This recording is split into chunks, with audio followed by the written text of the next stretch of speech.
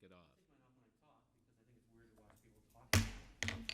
Welcome to the Monday, July 6, 2020 Frankfort Village Board meeting. We call this meeting to order, and we ask our clerk, Brian Feary, to take the roll, please. Mayor Howell? Here. Trustee Borelli? Here. Trustee Flavio? Here. Trustee Farina? Here. Trustee Ogle? Here. Trustee Petro? Trustee Severia? Present.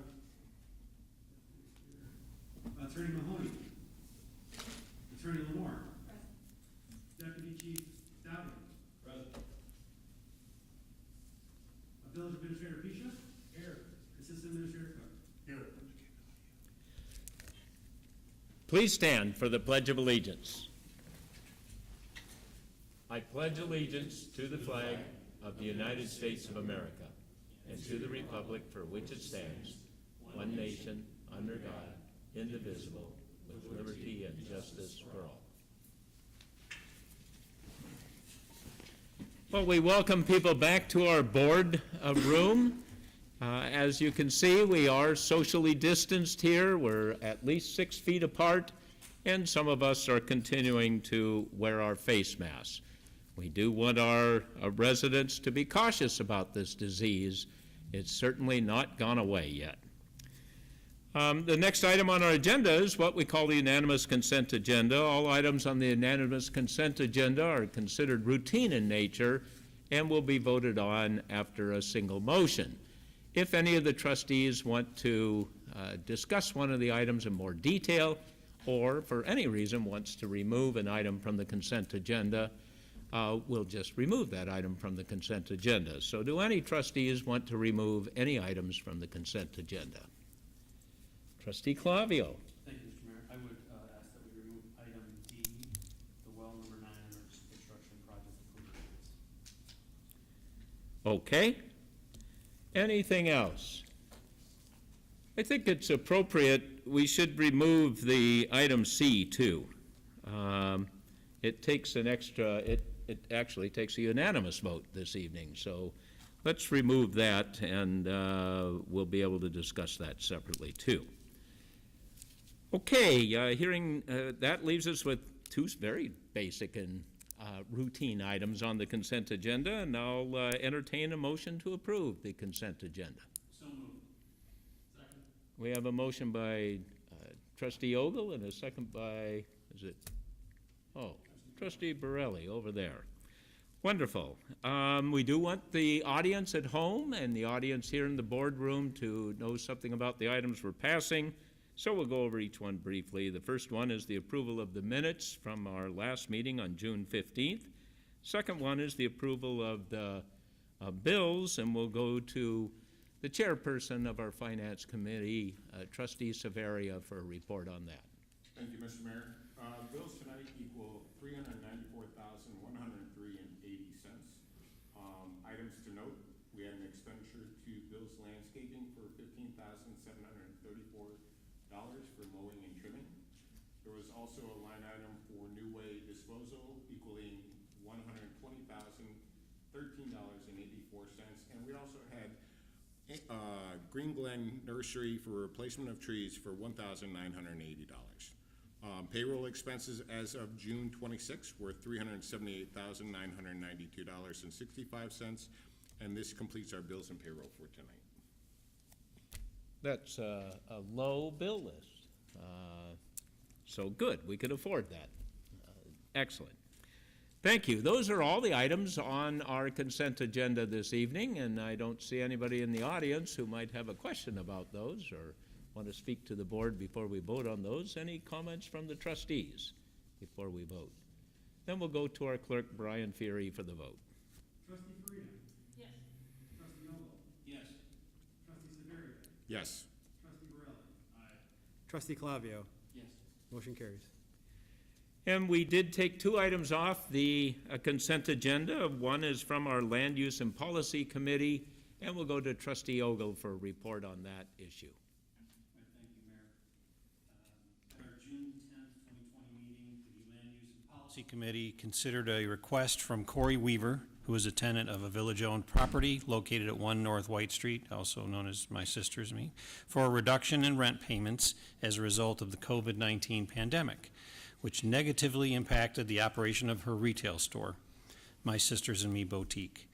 The committee members felt it was appropriate to provide 2.5 months of rent abatement, provided that Section 3.d of the first lease amendment was also amended to reduce consideration of grant assistance by an equal amount in the event that the village would exercise an early termination of lease. It was a consensus of the committee to forward a recommendation to the village board to approve the rent abatement for the month of March 2020 in the amount of $1,157.50 and release the tenant from lease payments in full for the months of April and May, which is $2,315 per month, and to also then to amend Section 3D of the lease agreement. The motion is to accept the recommendation of the Land Use and Policy Committee, waive the first and second readings, and pass an ordinance authorizing the execution of Amendment Number 2 to the lease agreement between the Village of Frankfort and My Sister's and Me Boutique, Inc. That's all I have, Mayor. So do we have a second? I'll second that, Mr. Mayor. We have a motion by trustee Ogle and a second by trustee Clavio. Any discussion on the issue? Then we'll go to our clerk, Brian Feary, for the vote. Mayor Holland. Yes. Trustee Borelli. Aye. Trustee Flavio. Aye. Trustee Farina. Aye. Trustee Ogle. Yes. Trustee Severia. Aye. Motion carries. And then we had an interesting one. One of our wells quit. So we'll go to trustee Borelli, who's chairperson of our operations committee, for a report on this issue. Thank you, Mr. Mayor. The utility department requests the emergency replacement of Frankfort Square well number 9. Well number 9 recently collapsed and is no longer operating. The well was a high-producing well and it is necessary to construct a replacement well as soon as possible to maintain stability of supply and pressure to our system during peak times. Staff has made temporary adjustments to the system to keep it operating efficiently. Lane Christensen Company is the sole provider of our well equipment. Staff seeks village board approval to move forward with the emergency construction of a new well for the village's water supply with Lane Christensen Company. The new well will be constructed on existing village property located in Frankfort Square, near the existing location of well 9. In November of 2017, Lane Christensen Company performed emergency construction of well number 15 in the amount of $378,994 after well 8 ceased working. While we do not have an exact cost presently, staff anticipate the construction of a new well to exceed $400,000. Funds for the project are available in the utility capital fund. And so the motion, I'll make this motion to authorize staff to enter into an agreement with Lane Christensen Company for the emergency drilling, construction, and testing of a new well to the village water system for the emergency replacement of Frankfort Square well number 9. We have a motion by trustee Borelli and a second by trustee Farina. And any discussion? I suppose I'll start since you're on the No, Mr. Mayor, I'm happy to start. You know, I requested this be taken off the consent agenda. I am proud to say that I am fully supporting this, but I think that when we're going to spend $400,000 plus of the taxpayers' money on a single project, that it's at least important to have a peripheral discussion to that effect. Normally, procedurally, we have the opportunity to bring it before committee. It's discussed thoroughly at committee, and then it goes before us at the board. So it's beat to death, so to speak. And in this particular case, since it's an emergency, we don't have that. So I just wanted to pull it off and make sure that, you know, if there was public comment, obviously there's not, that it's okay. And the one question I have is I don't see where we have a choice, but you know, maybe Rob can comment or Jeff can comment on what our risks are if we don't take this action. Please, Rob. Thank you, Mr. Mayor. Just for the issue with this well, it does provide us redundancy in our system in the East Basin, which is the Frankfort Square, Prestwick area. So talking to our utility staff, it is very important to have this well go back into surface. As I said, it is a high producing well. And again, it's necessary to maintain pressure over the course of the entire system. We are able to do some temporary things in order to maintain the pressures throughout, but again, we have to plan for the fact that if something else were to happen in the system. So this is a need to make sure that we have adequate supply and make sure, again, we have a complete redundancy in the system. So it isn't a project that we would want to just forego. And if I'm understanding, I'm not a, engineer or anything like that, but if I'm understanding, if we don't do this, we actually are taxing our other systems in the village and our other wells in the system, on the system, correct? That is correct, because we have to make adjustments to where we're actually pulling water from farther away, which actually it can cause pressure issues. Thankfully, we have high enough pressure throughout the system right now, but again, we're doing things to make adjustments to make sure that we're maintaining adequate pressure throughout. So again, you can have, especially during this time of the year, during high peak times, you can have high demand, and that can also cause pressure issues. So yes, it's all about maintaining the stability throughout. So that's why this is very important. Thank you.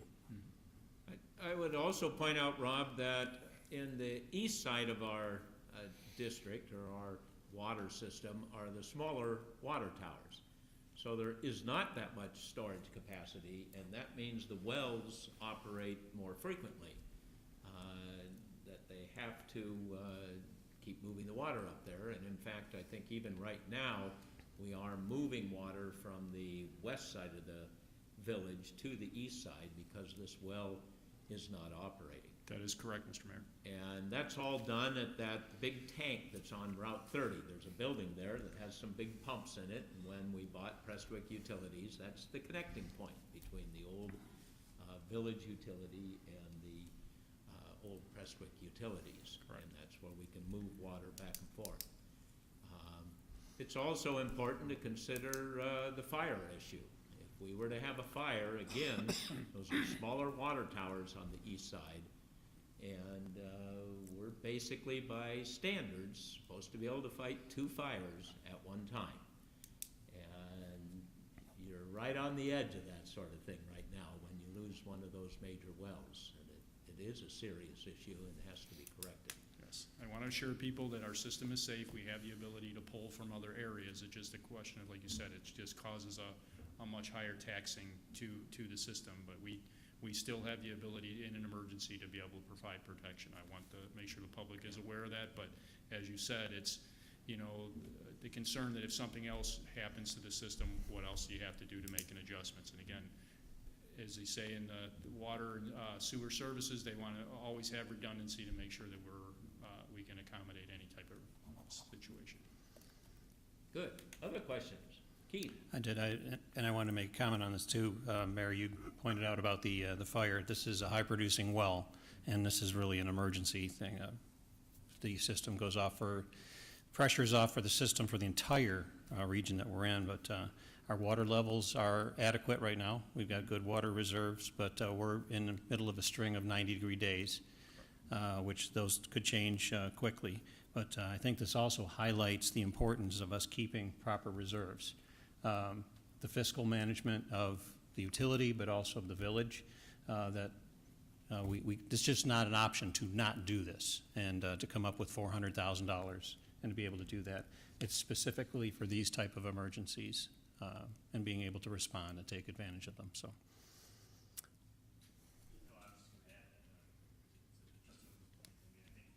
It's something that we sort of budget for. It's just one of those capital expenses that we can't necessarily predict, but it's something that we build into the budget, I assume. So, Yes.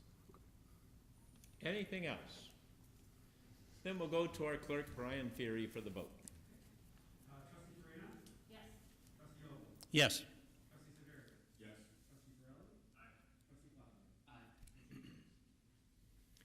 Next item on the agenda this evening is the mayor's report. The first item on the mayor's report is the Summer Beautification Awards. Those have been awarded. They're on our website today, and people should be getting their certificates in the mail by tomorrow.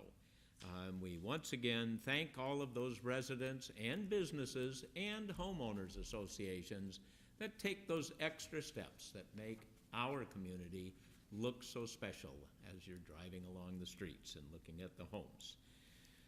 Second item on the mayor's report is a drive-in movie event is going to take place on July 14th. So the Park District, the village, and others have gotten together and said, what can we do about movies on the green? And the decision was that we could hold a drive-in movie. If there's gonna be a fee to it, gotta pay $10 a car, and we need to know how many people are coming. So you gotta buy the tickets in advance. The movie's going to be Frozen 2. It will be at 8:15 p.m. sometime, July 14th, coming up, just a week away. And Frozen 2, and it's at Hickory Creek Middle School. So we got the cooperation of the school district too, and we thank them very much for that. Should be a fun event. Stay in your car. Don't get sick. Modified Country Market, that is still going on Sundays from 9 o'clock to 1 o'clock. Most people are doing a pretty good job wearing masks and staying separated. Keep working at it, people. Let's not spread this disease. The Ripple program, applications are due by August 31st. That's the resident incentive for purchases to promote the local economy. What an acronym. It's underway. What you need to do is spend $100 of any group of Frankfort restaurants in June and July, and $200 at any of the stores that were closed by the COVID-19, and then you'll get $50 off of your water bill. Simple form to fill out and submit on the website, and it's really a pretty simple thing to do. We'll also be sending out another notification about this in the water bills, probably going out this week. So kind of a fun program, and we hope people will take part in it and help our local businesses. I did comment a couple of times about COVID-19. We want people to be cautious about this disease. It's not over at all, and you can certainly tell by the national news that it's growing at a very rapid rate in some communities, and we don't want Frankfort to be one of those. We are sending our staff out to our local restaurants to remind them about the rules and to make sure that they all understand. We've had some table creep, I think I would call it, in recent days where tables aren't exactly 6 feet apart anymore, and they should be. So let's all watch for that sort of thing, and good for the staff to get out there and remind our restaurant operators about what they need to be doing. And finally, I did want to congratulate not only the New Lenox Police Department, but mostly the New Lenox Police Department for solving, or at least coming up with charges on the murder of Charles Baird that happened back in May, I think. That event did use the Major Crimes Task Force, and I think our Detective Soroka from the village of Frankfort was involved in that case, and so we thank him for his time on that, and it was good to see an arrest was made. So congratulations to our neighbors. And that concludes the mayor's report, and we'll go to Deputy Chief Dowding for the Police Department report. Thank you, sir. I only have 2 items with the hot weather coming in forecast for this week, reminding all the residents to check on their neighbors and their friends and the elderly if they do have an issue. There's a list of cooling centers on our website countywide, so they can look on there if they need to get into a cooling center. Also, as always, lock your car doors. Thank you, sir. Thank you, Will. And we now go to our Village Administrator, Rob Pisha, for the Village Administrator's report. Thank you, Mr. Mayor. Just a couple of items. First item is back in December, we passed an ordinance requiring screening of garbage cans that are placed in the front of the house. So we do ask, this is supposed to take effect the beginning of August. So we're really looking for voluntary compliance. This is for residential structures, and we ask that if you have your garbage cans placed out front, that you have to have some kind of screening. It can be bushes, it can be fencing. We just want it to be screened from the roadway so your neighbors do not have to look at your garbage cans. If you have any questions about that, please feel free to call us here at the Village Hall, and we can certainly assist. Again, we're really looking for voluntary compliance on this issue and just looking to help make the town look better. Just to dovetail on when you talked about the Ripple program, we have had a little bit of confusion on the categories. It does require that you make a purchase of $200 at the retail shops that were closed and $100 at a restaurant. It cannot be $300 at the retail or 300 at the restaurant. So it is 200 in a particular category or more, or $100 at the restaurants or more. So I just wanted to clarify that because there has been some confusion about that. Thank you, Mr. Mayor. Yeah, we had thought about making the rules much more complex. Probably a good thing we did. And that brings us to the attorney's report. We go to our attorney, Hannah Lamore. No report tonight, Mr. Mayor. Thank you. Thank you, Hannah. And that brings us to the part of our meeting we call other business. And this evening, we'll start with Trustee Borelli. Thank you, Mr. Mayor. First off, I wanted to thank our public works crew. We got some really fun letters in our packets this evening. The Reagan family, they had a tree knocked down on June 22nd. Public Works came out there and took care of it right away.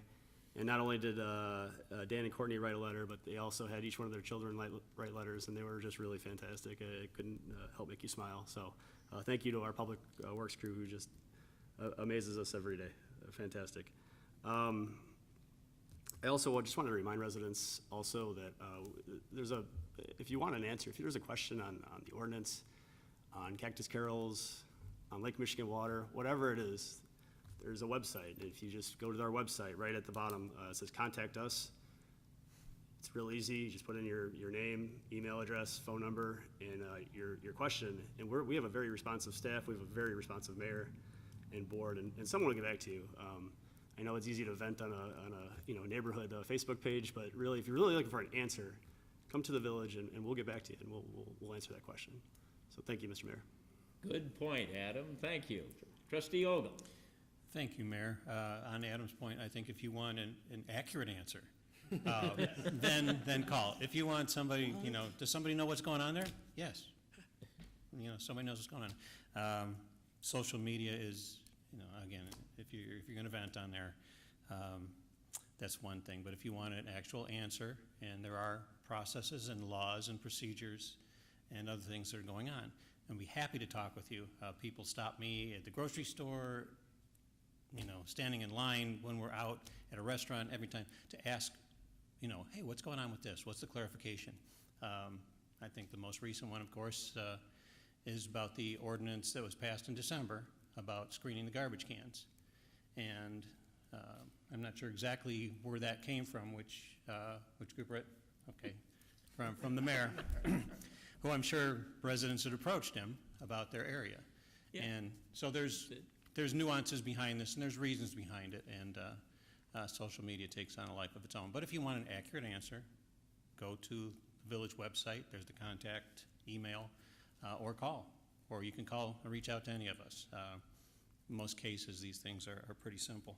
And I love the Public Works thing, too, especially tree cutter guy. I know we should probably post that somewhere.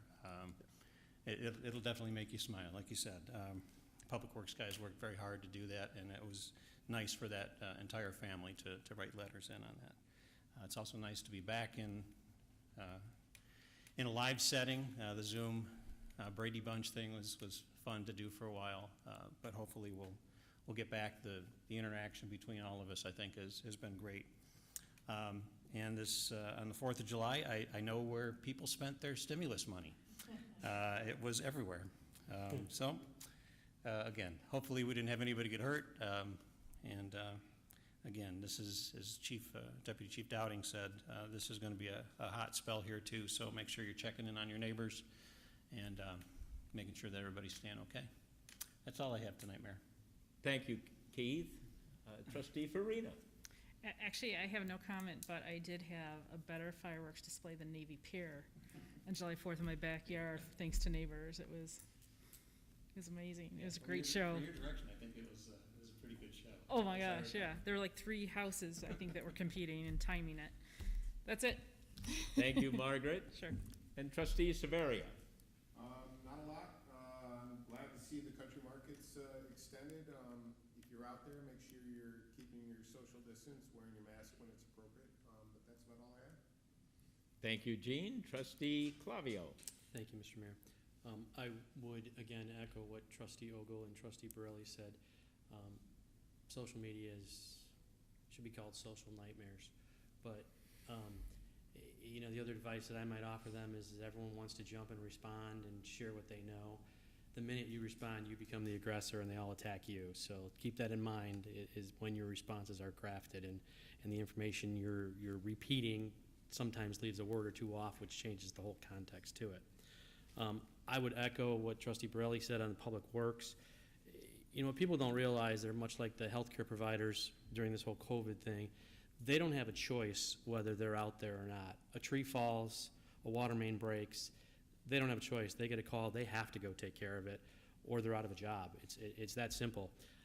But they do it with grace, they do it with, you know, skill, they do it so this family becomes completely impacted, and actually a 6-year-old kid wants to be a tree cutter guy when he grows up. You know, you don't often hear that, which is fantastic. So kudos to our entire public works staff. 7 new businesses in town have applied for business licenses. So despite COVID, despite all the negative activity in the world, there's people that believe in our community and support our community and have applied for 7 business permits, so they're opening in our community. And along with that, way to go residents, because a lot of them, record numbers, are applying for residential permits to enhance their properties, enhance their homes. So they're taking advantage of the down COVID time, which is fabulous, and reinvesting the money in their community by sprucing up their houses in big ways. So I believe staff said we are at a record number for this time last year, which puts in more tax on our staff, but they do it willingly. They get out there, they do the inspections, and they keep things moving. So thank you to staff as well. That's all I have, Mr. Mayor. Thank you, John. And our clerk, Brian Feary. Well, thanks, Mr. Mayor. I just really wanted to say that I'm very happy to be with all you guys in the same room together, to see most of your faces, at least the eyes of the face. But it's just been it's been tough. I really like the social aspect of being with you people, with our great people, everybody here, and to be back is something that makes me really happy. So that's it, Mr. Mayor. Thank you, Brian. And that brings us to the part of our meeting we call public comments. Is there anyone who would like to make a comment to the village board tonight? Hearing none, I would entertain a motion to adjourn. So moved. We have a motion and a second to adjourn. All in favor signify by saying aye. Aye. Any opposed? This meeting is adjourned. Also used to raising my hand.